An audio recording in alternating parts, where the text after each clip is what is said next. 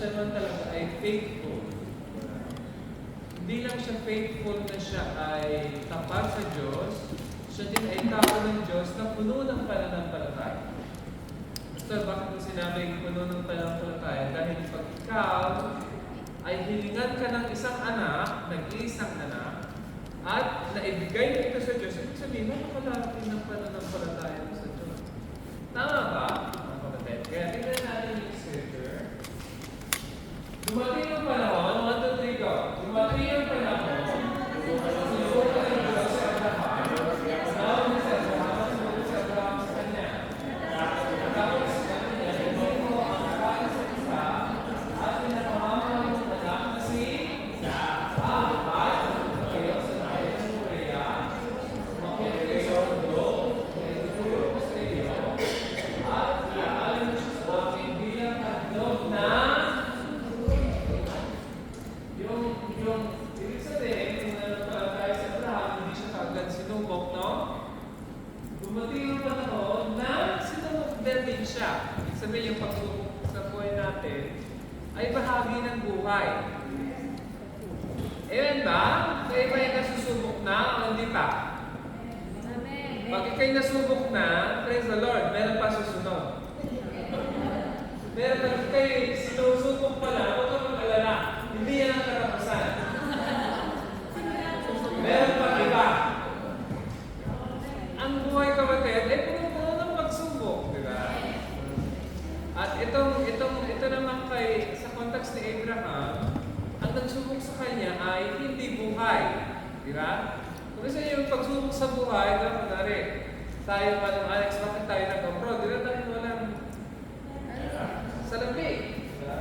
Pero tayo walang, di ba?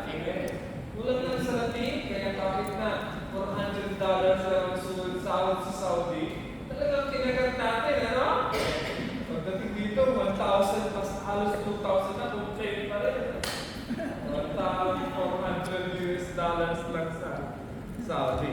Pero ito ang ibig sabihin, mga kapatid. Merong pagsubok ang buhay. Yung pagsubok sa buhay ay given. Diba? May nagkakasakit, diba? May pagsubok yun, ano? It's not necessarily coming from God. Lahat mga daan ng pagsubok. Pero may accepted sa pagsubok. Sabi natin, ganit yung patay. Tama, di ba? Kung patay ka na, wala ka ng pagsubok. Sino dito gusto na walang pagsubok? Mas maganda yung buhay ka. Mas maganda yung buhay ka na meron kang pagsubok kaysa wala ka ng kailangang pagsubok. Diba kung gusto niyo yun? Ayaw ko yun. Gusto ko may pagsubok. At least meron ka pang hininga, no? Nararamdaman mo, no? Pastor, puro pagsubok naman. Sa Diyos, buhay ka pa. Diba? Pagka ikay buhay pa, ibig sabihin, masaya yan. Masaya ba magbuhay? Yes!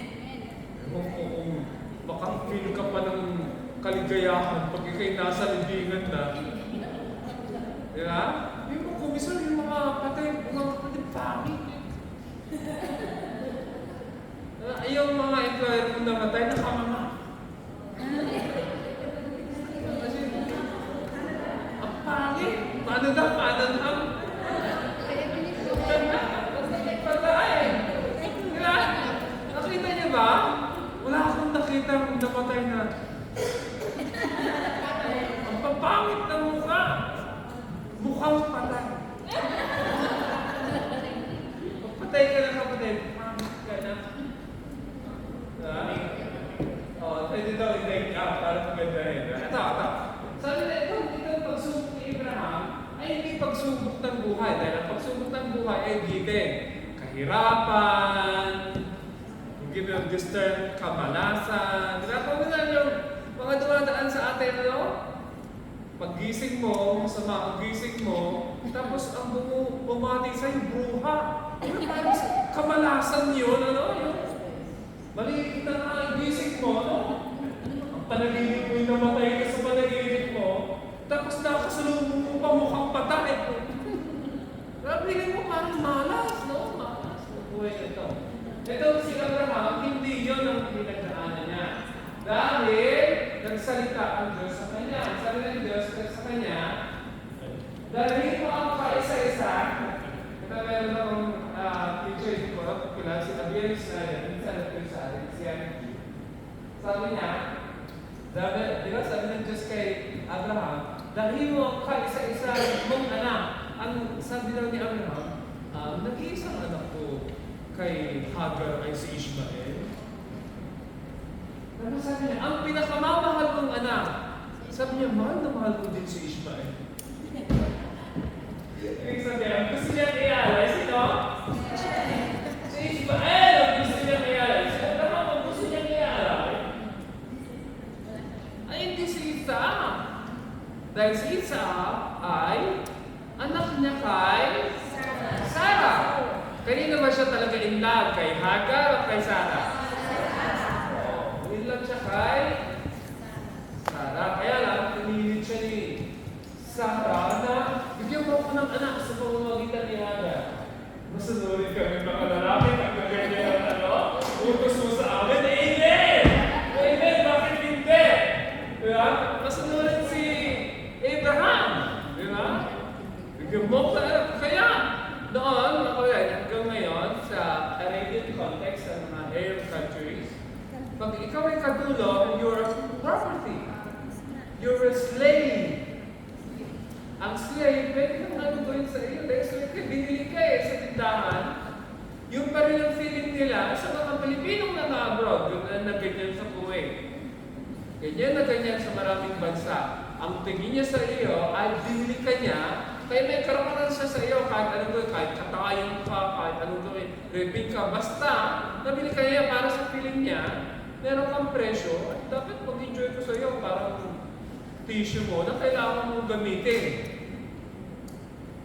Ngayon, ang sabi ng Bible, dahil maraming iniisip si Abraham na ibang tao, hindi si Isaac, ay ang ginawa ng Diyos ay kahit sa isang mong anak, ang pinakamamahal mong anak na si wala na siyang kawala, di ba? Kasi gusto niyang i-alay ay si di ba? Sabi niya, ito yung anak ng Hagar, anak ng katulong. Kaya parang di ba may mga tensa yung ganyan, yung mayaman yung anak, tapos nabuntisan yung katulong, di ba? Tapos ayaw iba alam yung na siya na anak niya pala yung katulong. Okay to. Di ba? Na alam niyo ba yun? May mga teleserye na yung hasidero ay hindi pa alam sa ibang mga karating bayan na anak ng yung anak niyang tunay ay nabuntis yung katulong. Maliwanag ba, kapatid? Nandito pa ba kayo sa church natin? Amen. Ngayon, sabi niya, tapos may specific na place. Pumunta kayo saan? Sa lupaan ng Moria, kapatid. Ang Moria ay yung Temple Mount. Imagine nandito tayo sa place kung saan pinadala si Abraham. Galing siya sa Mesopotamia. Galing siya sa Iraq, Iran, dyan sa area na yan. Tapos dito siya pinapunta ng Diyos. Bakit siya pinapunta ng Diyos sa Temple Mount? Anong meron sa Temple Mount? Sabi ng Diyos, yan ang aking magiging city. Minarkahan niya ang Jerusalem na yan ay aking. Diyan ako titira. Kaya kahit sa ngayon, ang pinag-awagan palagi ay Jerusalem. Di ba? Ito, hindi na ba itong statement na ito? Napakaraming pinatay si King Assad sa Syria. Ang dami mga Sudanese na pinatay sa Africa. Milyon! No? So, ang dami mga pinapatay ng mga ibang Arabo sa iba't ibang lugar.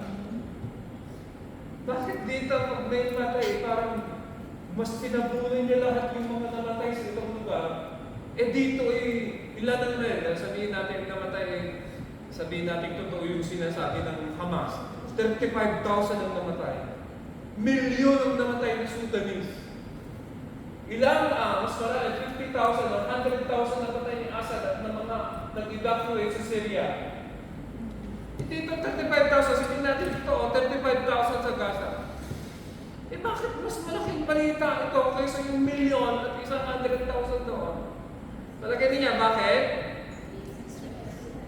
Dahil ito'y pinili ng Diyos. Pag ikaw hindi pinili ng Diyos, wala kang kwenta. Pero pag pinili ka ng Diyos, napakahalaga lahat ang ginagawa. Amen na? Amen? Amen? Tapos sabi niya, umakyat kayo sa mundo. Diba? Ngayon, pag tinignan natin yung Moria ngayon, ang tawag pa rin natin ngayon ay Harabayi, pero hindi na siya loro yung har. Kasi yung totoong har, yung tinatawag ng mga Hudyo na foundation stone, yung slab ng pinagbato na pinagpaturuan kay Isaac, eh hindi naman pag titignan mo ngayon, parang katapat niya lang yung way mo hindi naman har eh. Bakit hindi har? Dahil noong unang panahon, mataas yun, at dito ay mababa. Kaya lang pag nagkakaroon ng erosion, nag-level. Ano yung alaga? Alam niyo ba yun? Ano yung kung ano ibig sabihin ng erosion? Di ba yung bundok ito, tapos pag nag-erode, yung lahat ng lupa ng bundok na yan, itong dating mababa, umaagos yung tubig dito, dinadalang tubig yung lupa, at nag-level. Ano yung alaga? Katulad na yan. Ang Dead Sea ngayon, napakaliit na. Dati noon, bago kami 2001, yung Dead Sea, napakalayo ng Dead Sea. Doon yung tubig. Nandito pala, nandito yung tubig. Dito yung basket, nandito yung tubig. Kaya magkakaroon ka sa Dead Sea area, tubig na doon sa napakalayo. Anong nangyari? Ang nangyari, natutuyo, yung tubig, patras ng patras. Yung lupa na dating natatakpan ng tubig, ay lahat naglawasan na. Malalag ba yun, mga kunes? Yan ang tawag natin dyan ay geology. Diba yung pagbubungod ng mga, pati yung palagi kong sinasabi, pati ko na, yung fault, alam niyo yung fault? Kala ng mga tao yung parang sinabi ni Jesus yun dahil alam niya kung nangyayari yun. At alam ng ano na yan, hindi lang si Jesus na alam doon, ano? Alam ng siya yun, alam ng mga volcanologists, geologists, yung nangyayari sa ilalim, hindi natin nakikita. Di ba? Kunwari ito. Hindi mo alam kung may fault sa ilalim o wala. Malibang magdala tayo ng mga professionals na galing sa yun ang pinag-aralan. Hindi natin alam kung may fault ito o wala. Amen ba? Amen. Yung bahay ninyo, hindi alam kung may fault o wala. Unless magdala ka ng anong mga magagaling talaga yung pinag-aralan na yung Pilipinas, nasaan ba yung saan ba ang dadaanan ng big one pagka tinamaan tayo? Alam na nila yung crack sa ilalim ng lupa. Kahit wala kang crack sa lupa. Ano yung nagkaw, yung kapatid? Ito. Umakyat kayo sa mundo at i-aral mo siya. Sino siya? Si Isaac. Kanino? Sa akin. Sabi niya sa akin, sa Diyos. Bilang birth sacrifice. Ang birth sacrifice, sa lumang tipan, papatay mo yung hayop, papatulong mo yung dugo, tapos, susunugin. O yung sa salita natin ngayon, iba-barbecue. Nasusunugin, yung karne, alis mo yung dugo, tapos ilagay mo sa uloy. Sino nag-utos? Sino mag-utosan? Sino ialay? Hindi siya. Si Isaac! Now, listen to it. Marami ng mga Hudyo, kung tinitignan nila yung text, si Yud-Heh-Vav-Heh. Hindi gagawin ni Yud-Heh-Vav-Heh ito. Hindi manggagaya si Yud-Heh-Vav-Heh sa mga panahon niya. Sa panahon ni Abraham, ang Diyos dito sa lupain ito ay si Molech. At may mga ibang Diyos-Diyosan din sila dyan sa Babylon na ang panahon noon, pagka nagagalit ang Diyos nila, di ba maraming mga Diyos? May Diyos ng bagyo, Diyos ng tubig, diba? Diyos ng ulan. Sila, sa yung mga panahon ni Abraham, may iba-ibang Diyos. Diba? Tulad ng sa Egypt, may Diyos ng dugo, diba? May Diyos ng tubig, may Diyos ng mga insects, diba? May Diyos ng hayop, may Diyos ng iba-ibang klaseng Diyos, diba? Yung plagues na yun, plagues na yun, is God's attack on the primary gods of Egypt. Liwanag kayo? Alam mo liwanag ka ang English ko? Malabo. Yung ang attack, yung 10 salot ay attack ng Diyos sa mga primary gods, yung mga Diyos-Diyosan ng Egypto. Diba, meron din silang God of darkness. Diba, yung tagdilim. Tapos meron din silang God na nagpuprotect ng kanilang firstborn. Diba, yung last na inattack ng Diyos. Na yung nag-aalaga sa dreams. Dahil yung susunod, iingatan siya ng Diyos ng mga firstborn. Kaya lang, sabi ng God, ako ang tunay na Diyos. At pinahiya niya yung mga gods ng Egypt na walang. Pero lang, sila Janus at Jambres, di ba? Ginagaya nila, no? Kaya lang gayahin din yung mga plagues. Except sa kulto. No? Ano yun ba yan? Yung lies? Buti na lang kung madami. Kahit magkakulto dito ako, hindi ang maapektuhan. Pero nagkakulto, sabi ng nangyayari sa Jambres, hindi namin magaya ko, Lord. At sabi nila kay Pharaoh, this is the finger of God. Na-realize na all of a sudden, na may mga magic, may mga ginawa si Yahweh na hindi kayang gawin iyan sa Jambres. Na-realize nila na hindi namin magpapito. This is the finger. Sinabi ko, kaya problema. This is the finger of God. Di namin kaya i-imitate ito. Wala kaming formula na abracadabra para magaling itong magic na ito. Kaya ang conclusion nila, this is the finger of God. Ngayon, ang sabi ng Diyos, haing susunugin sino? Ito yung natin yung kaibigan. Kinabukasan, ano tayo? Kinabukasan, ano nagsibang sa Abraham, nagkakamiling sa pagkakado, at nakain niya ito sa asno. Bakit siya kasama sa Isaac, ang dalawang aliling na namin sa lugar na sinabi sa kanya ng Diyos. Noon, anong araw na kanyang paglalakbay, nakita ni Abraham sa di kalayuan ng lugar na sinabi sa kanya ng Diyos. Nagkasan, sabihin, let's say, gabi, nag-speak ang Diyos sa kanya, kinabukasan, maagang nagsiba. Tayo ka rin. Tandaan si Abraham magsiba niya, no? Pero nagsiba pa rin siya. Para sa yung, kahoy? Oo, di ba? Para paghandog. Sino kaya handog? Si Isaac, di ba? Tapos sinakay niya ito sa asno. Anong sinakay niya? Mga gato. Yung paggatong, di ba? Tapos naglakad daw sila ni Isaac.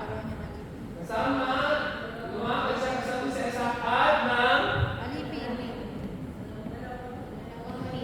dalawa niyang lalaking alipin. Ilan silang nagbiyahe? Diba? Apat. Dalawang pagmama, isang pagmama, tapos dalawang alipin. Galing na yun. Hindi na nakatao yun, di ba? Ito. Tapos,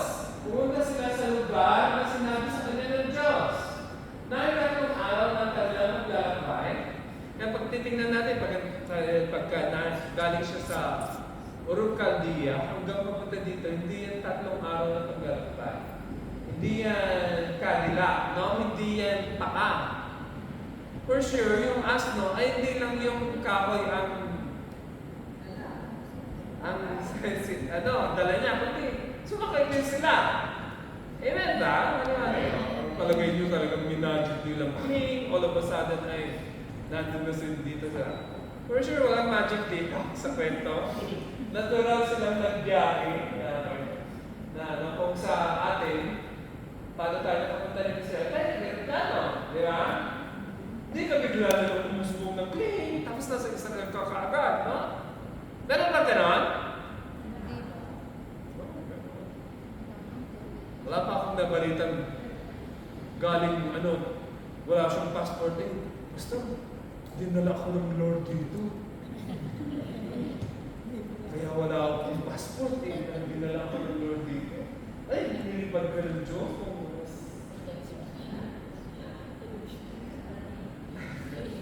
Yung sabi ni Brother Ben kanina, siguro wala na rin tuloy-tuloy sa Diyos.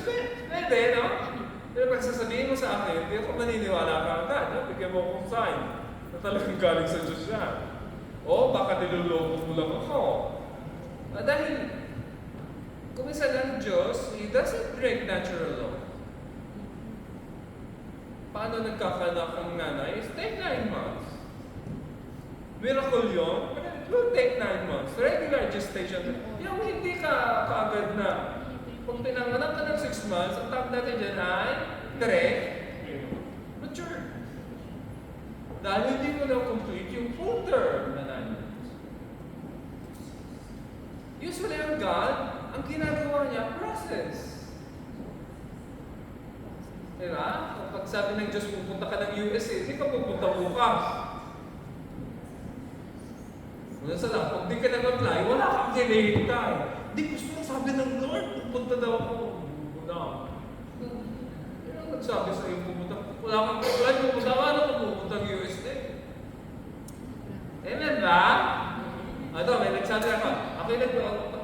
Kami nag-prepare meeting sa Baguio City, napakalamig. Sabi ng babae sa akin, Pastor Alan, you're going to Israel. Sabi ko, babae to Pliti ka, papunta ng Baguio, hindi nga ako makapunta, wala akong pliti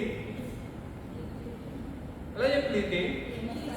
Wala akong pamasaan papunta ng Baguio, papunta ng Israel pa. Ang ginagawa ko sa diyan, di ba, yung budget ko, kailangan Ate Madeline na hindi ko uubusin yung budget ko.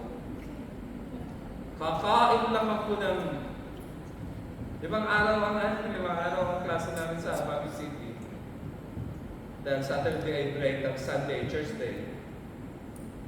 Friday evening wala na kami klase, kaya biyahin na kami pabalik. Unang araw ng linggo for the last 6 months ako nag-aaral sa Baguio, hindi ako kumakain. Sabi ng mga kaklase ko, ang banal-banal talaga ni Ana. Sa lumitas mo. Hindi na, alam ko na ako makain. Dahil ang ginagawa ko, dahil wala nga akong makain, ang ginagawa ko, pupunta ako sa prayer meeting. Kaya sabi nila, wow, imagine di na kumakain. Nasa prayer meeting pa. Saan ako tatambay? Doon sa harapan nila kumakain sila? Doon ako sa prayer meeting. At sabi ng mga talaga sa loob ko. At sa mga natin dyan, sabi ko, walang conviction to kumakain. Hindi nila alam na wala akong pera, kaya hindi ako kumakain. Akala nila, pastig ka ka. Sabi ko, hindi nila na-discern, no? Pag na ako, naduduling na ako. Hindi nila na-discern, na diba? Ang feeling nila, hindi na mo, 3 days siyang di kakain, pang-apat na araw lang siya kakain, tubig lang. Sa loob ko, walang nyo lang sama ng loob ko sa inyo.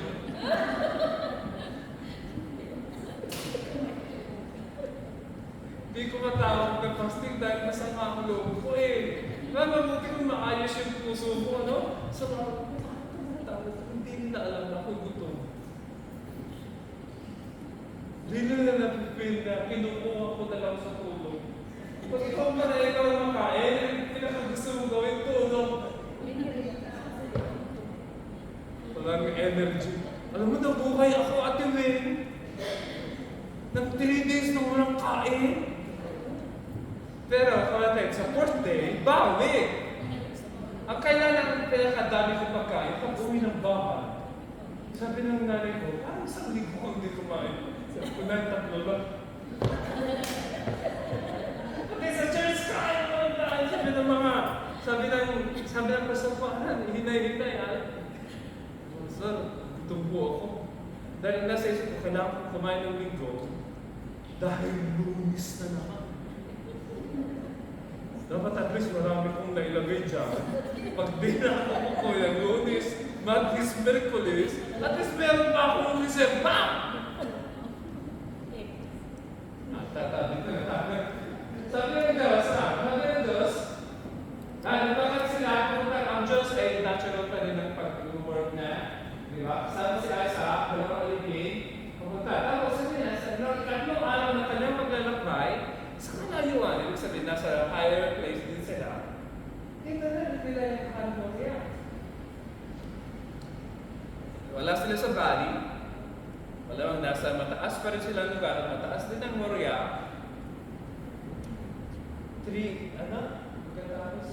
Tatlong araw, katapos ng 3 days na ng paglalakbay, ay naaninag na nila ng tuwa. No? Dahil noon, kaya mong ianinag noon, dahil wala ka mga buildings, no? Pwede mong pang-tignan. Wala na tayo sa susunod. Kaya sinabi, 1, 2, 3, go! Kaya sinabi, sinabi sa dalawa na kalimin, hindi ko pa na kayo, kung kaya ninyo mga apas, no? Dahil akit kami roon para sa mga baso Diyos. Bawal hindi kayegan. Sinabasan ni Abraham kay Isaac, mga kamoy na gagamitin sa kaso, at siya ang nagdala ng kita at sulok. Ito na ba ang meron pa kayo sa verse 7 na. Kaya sinabi ni Abraham, sino ko sa Abraham? Meron siya dalawang alipin, dito muna kayo at bantayan ninyo ang asno. Ibig sabihin, from that point to the next point ay hindi na sila nag-asno, no? Iniwanan na yung asno. Akit kami roon para sumamba sa Diyos. Pag sinabi natin sa lumang tipan na sumamba sa Diyos, hindi ka pwedeng sumamba sa Diyos na walang dalang hayop. Dahil yung hayop, una sa lahat, bago ka tagapin ng Diyos, dapat may blood, di ba? Para mapatawad ang kasalanan mo, dapat gigilitan yung hayop. Paulit-ulit na sinasabi ng lumang tipan, without the shedding of blood, there's no forgiveness of sins. Hindi ka makakalapit sa Diyos kung walang dugong dumana. Kaya papatayin mo yon, tapos, pag ikay nandun na, yung karne ng hayop, ay dapat yun yung ibibigay mo sa temple priest. Kaya, naalala ko tuloy yung mga naalala mo ba? Paano ba pala? Yung mga albudari sa atin na mag-aalay ka ng mga manok. Tapos siya ang kakain. Alam mo ba yun eh? Napakinig kayo, mga albudari. Suki ka yun? Dahil naman, ang dali ka nagkasakit ng pneumonia. Kaya ang sabi ng auntie ko, ay, nakaano pa ng 20, or yung pagkasal, may kasiblutan ka. Tama, Joa, so kumatin ka. Kasiblut ka, tandaan ka kami. Do you know that term? Natatanong sa kasiblut. Ano sa, please translate, please help me here. Natin kumatin ka gamit, kasiblutan ka, o kasiblut ka. Naglalaro Ha?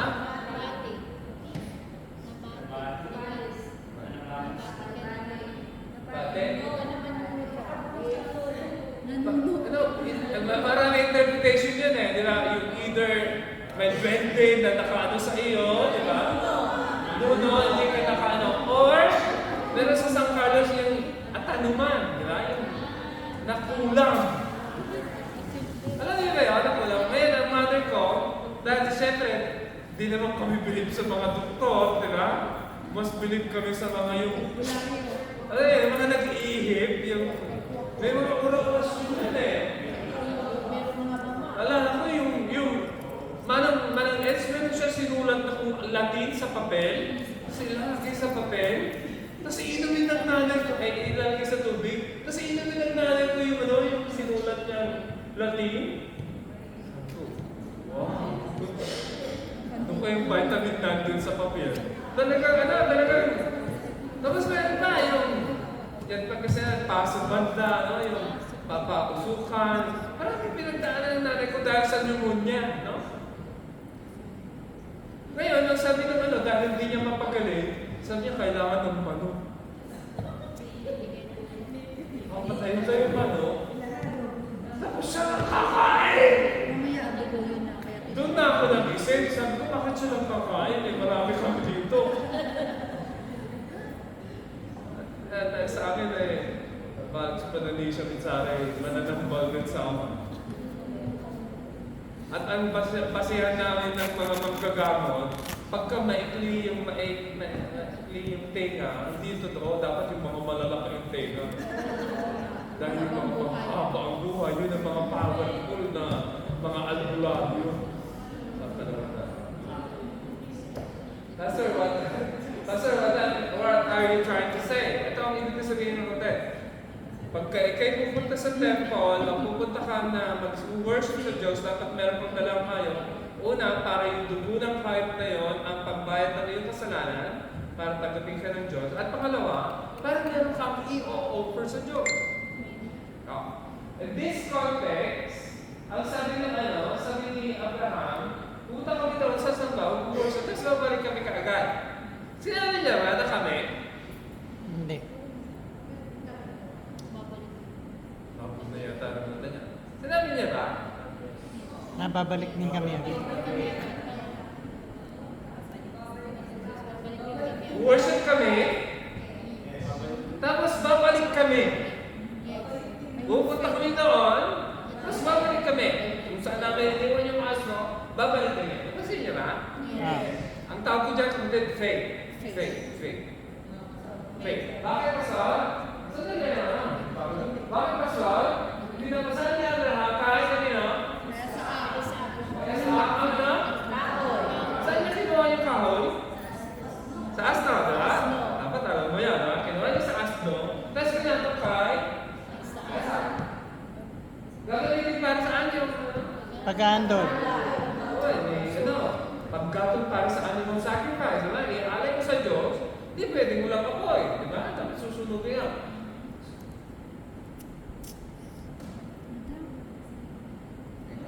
Dahil gusto na nyo. Ayaw niya ng plain, Mabango kasi yung hayop na, na tinutusta, Alam mo ang pera niya, nalitan sa kahoy? Gulok. Itak. Para saan ang itak?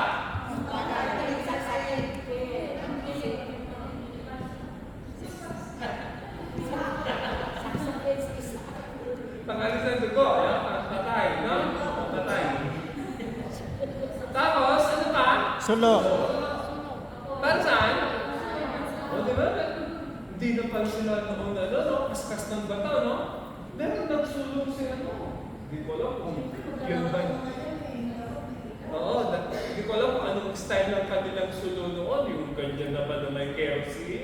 O yung parang GB, no? Iba-iba hindi pa natin alam yung sa panahon ni Abraham, wala pang yung, alam mo yun, gasolina, yung, alam mo yun, yung parang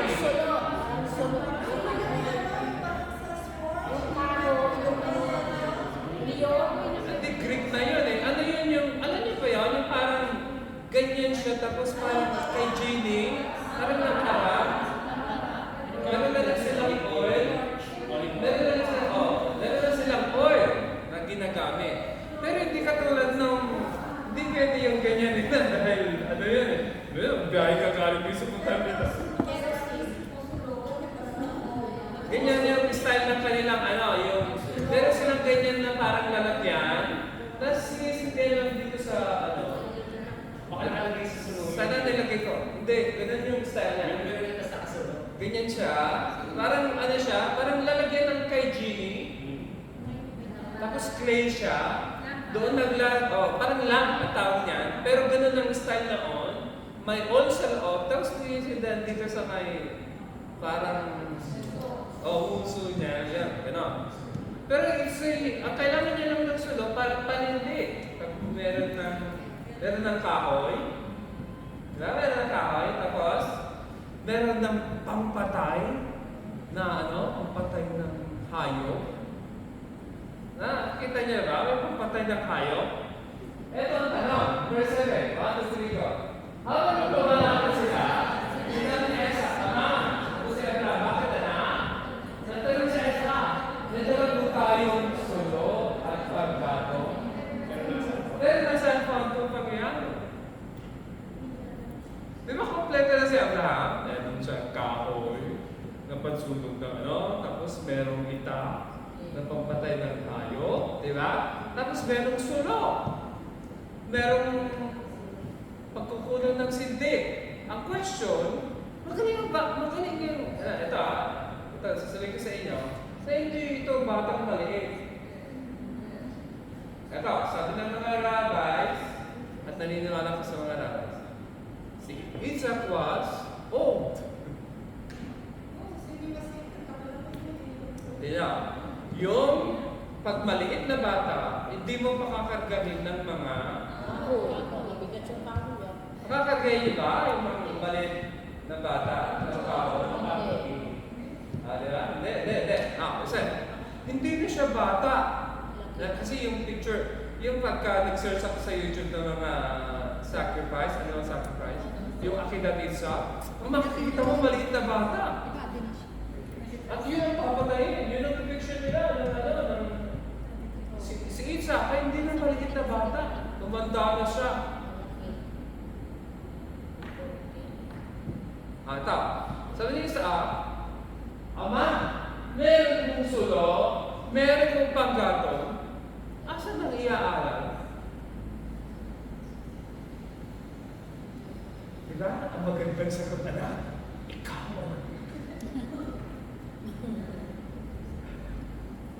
Yung ba ang sagot ni Esa? Yung ba ang sagot ni Abraham? No. Sabi niya, ang Diyos. Ang Diyos ang magkakaloob. Tutuloy kayo sa susunod, pero this time, gusto ko umito dito dahil napaka-significant na question ni Isaac. May mga materials para mag-offer ng sacrifice. Nasaan ang isa sacrifice? Napaka-wise ni Isaac na magtanong sa tatay. Meron ko isang kwenta na hindi ko makalimutan dahil ito yung ama ni Ate Luby. Hudyo ito na pinag-part-time ko noon, hindi nakapasyal ko si Lolo noon. At nung sinishare itong kwenta na ito, alam mo sabi niya, ang ganda ng kanyang insight. Sabi niya, tingnan mo, binilagay yung kahoy. Sabi ko, oo, binigay kay Isa. Paano? Si Jesus ang dala ng kahoy. Ano kamawa ako? Hudyo? Hindi ko nakita yung text na yun, parang gano'n. First time na Hudyo pa ang nagsabi, sabi parang Jesus, may dalang kahoy. Hudyo talaga ito. Pinili talaga ng Diyos ito. Hindi ko kaya nakita yung kwento na gano'n. Alam niya, ako ni Ate Luby, parang si Jesus, ano niya yung kahoy?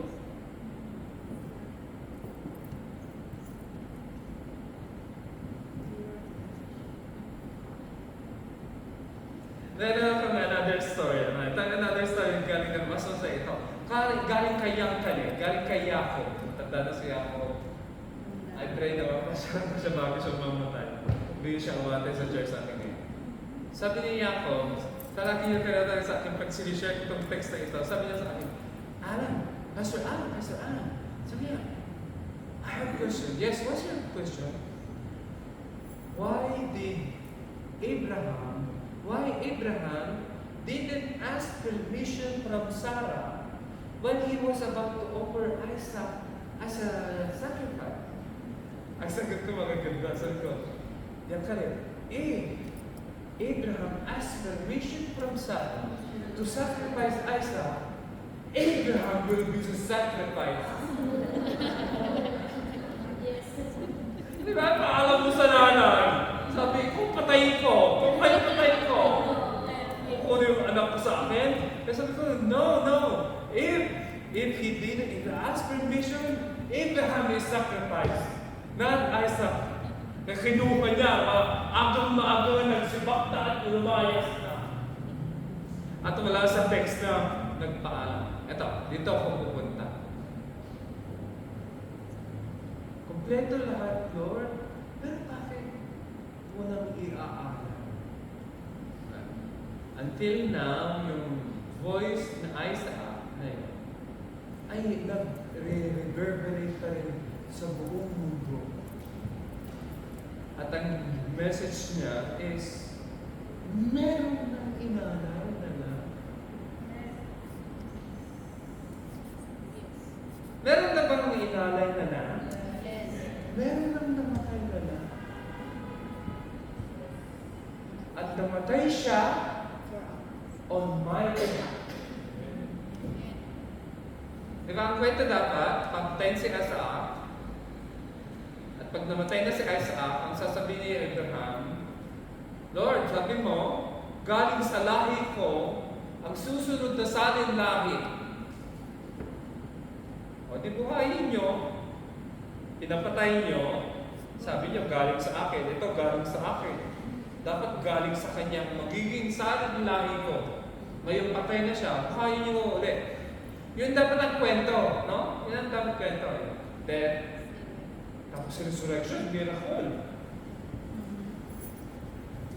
Pero, alam natin ang kwento. Nung pamatay na ni Abraham, si Isaac, sabi, wow! Diba? Oo, papatayin! Ito talaga si Abraham, no? Sabi niya, alam ko, nasusunod ka na! Huwag mo nang papatayin. Alam ko, susunod ka. Huwag mong papatayin. Tapos merong ram, di ba? Hindi lang, kundi ram. Ano ang ram? Tatay ng lam. Ang tatay ng lam, barako. Yung tatay ng lam ay ram. Di ba na, ano pa niya? Yung kanyang sungay ay nasabit sa mga punong maliit doon, sa straw, di makalis. Tapos yun ang inala, di ba? Tapos sabi ng Lord is, the Lord will see to it that He will provide. Ang voice ni Isaac hanggang ngayon nag-i-speak pa rin sa atin. At kahit saan mo ko ipadala content, paulit-ulit kong, eto ang sasabihin ko manamits kasi kasama kita. At si Irene. Saan ka, Irene? Paulit-ulit kahit saan kung pumunta mag-preach, eto paulit-ulit kong sasabihin. Na may Kristong namatay. Wala na akong ibang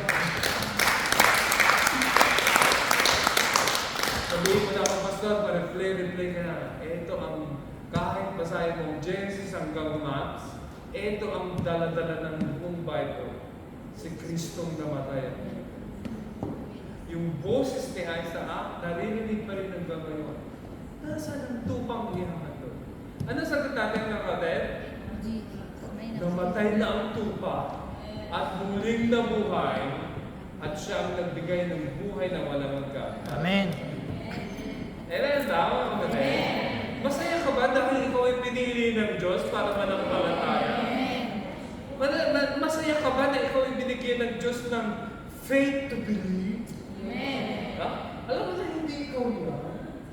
Alam mo na biyaya ng Diyos. Sabi ng Bible ay, is the gift of God. Lest anyone anyone should boast. Yung iyong kaligtasan, kapatid, ay regalo ng Diyos. At ito palagi kong kaya lagi kong sinasabi na, mali bang ikaw ay ilahin ng Holy Spirit dito? Wala ka din. Amen ba? Mali bang ikaw ay ilahin ng Holy Spirit dito? Wala ka din. Daming ang Holy Spirit lang makakapagdala sa iyo dito. Pastor, bakit? Dahil siya ang namatay. Siya ang unang umibig sa iyo. At alam ko kung bakit ka sumusunod sa Kanya. Dahil naranasan mo yung pag-ibig niya. At dahil naranasan mo yung pag-ibig niya, sumusunod ka sa Kanya kahit mahirap. Amen ba? Kahit mahirap? Kahit mahirap, kahit may sakripisyo, kahit inaantok ka na, may paggutom na kahit kakakain ka na. Diba? Excited sa ang dami pastor ay dahil naglili. Dito pa rin tayo. Amen? Dito pa rin na tayo. Gising pa ba kayo? Mag-pray na tayo. Amen. Lord, we thank you, Lord, dahil may sagot sa tanong ni Isaac. Ama, nasa ang tupa sa iyong tupa? At Lord, maliwanag na naririnig namin ang sagot ng Holy Spirit na ang tupa ay namatay at muling nabuhay upang kami bigyan ng buhay na walang hanggan at buhay na ganap at kasiyasan. Salamat, Lord, sa cross. Salamat kay Jesus. Salamat, Father, dahil namatay ang inyong bugtong na anak upang kaming mga makasalanan ay mailapit muli sa iyo. At salamat, Panginoon, sa lahat ng mga bagay na ginagawa niyo sa buhay namin. Salamat sa mga dumadaan sa buhay namin na tumutulong sa amin upang kami maging malapit sa iyo. Lord, sa aming pagtatapos, we would like to exalt Jesus as the center of our faith. Jesus and His blood ang naglilinis ng aming mga puso at aming mga buhay, ng aming mga isip, ang naglilid sa amin ng paglago, sa aming paglago, ang tumutulong sa amin upang kami makasunod sa iyo. Salamat, Holy Spirit, dahil kayo ang nagdala sa amin dito. Salamat, Holy Spirit, dahil palagi niyong itinataas ang pangalan ni Jesus sa puso namin, sa isip namin, dito sa church namin. We worship you, Lord. We glorify you. We thank you. In Jesus' name. Amen.